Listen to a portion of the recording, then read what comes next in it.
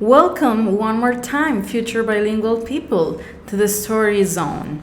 Today we have a science fiction story called The Invisible Man. Let's read it.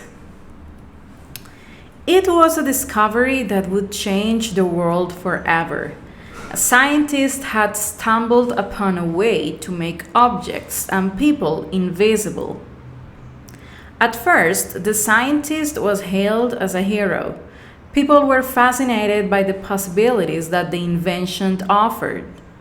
It could be used to solve crimes, to explore new worlds, and to protect the innocent. But as the scientist delved deeper into the world of invisibility, he began to realize the dangers it posed. He knew that if the technology fell into the wrong hands, it could be used for nefarious purposes. So he made the decision to destroy his research and keep the secret of invisibility to himself. But it was too late. Word of the invention had spread, and others were determined to unlock its secrets. The scientist became a target, and then he knew he had to flee to keep the technology out of the wrong hands. He became the Invisible Man, a shadowy figure on the run, always one step ahead of those who sought to use the technology for their own gain. He knew he could never stop running, but he also knew that he had to protect the secret of invisibility at all costs. The end.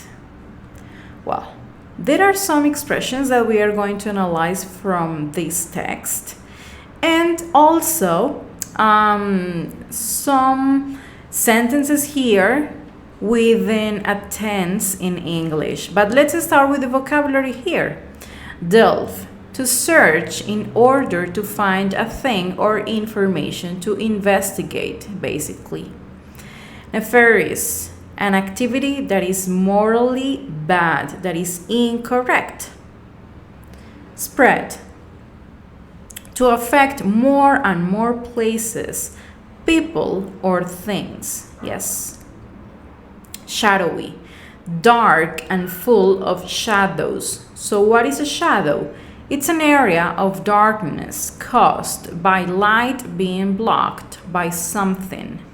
So shadowy is something that is dark and full of shadows. Sought is a past participle of the verb seek, to try to find or get something, especially something that is not a physical object.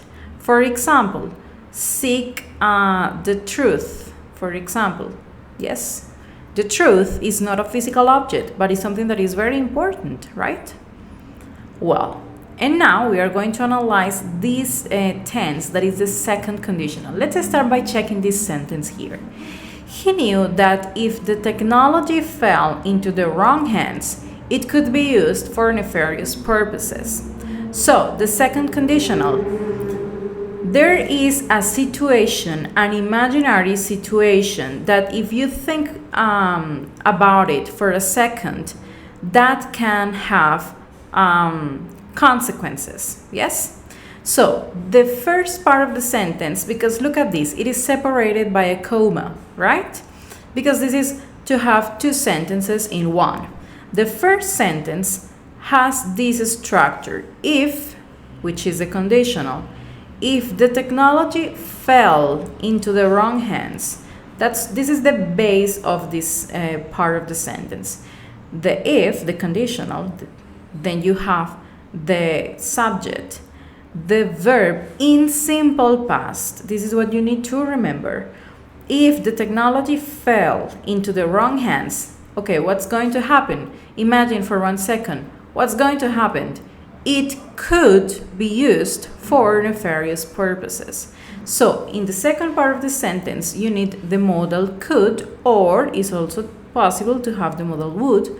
We're going to check that in 1 second in the other example.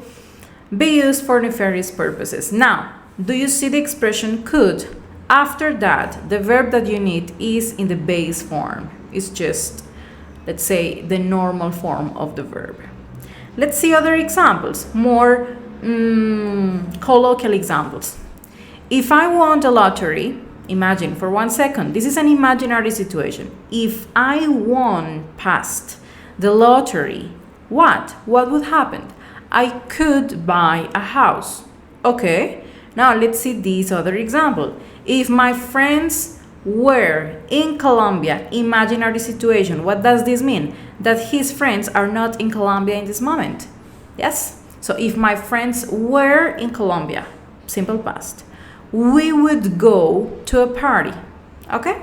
So this is the second conditional, an imaginary situation and expressing a consequence if that happened at some point. Okay?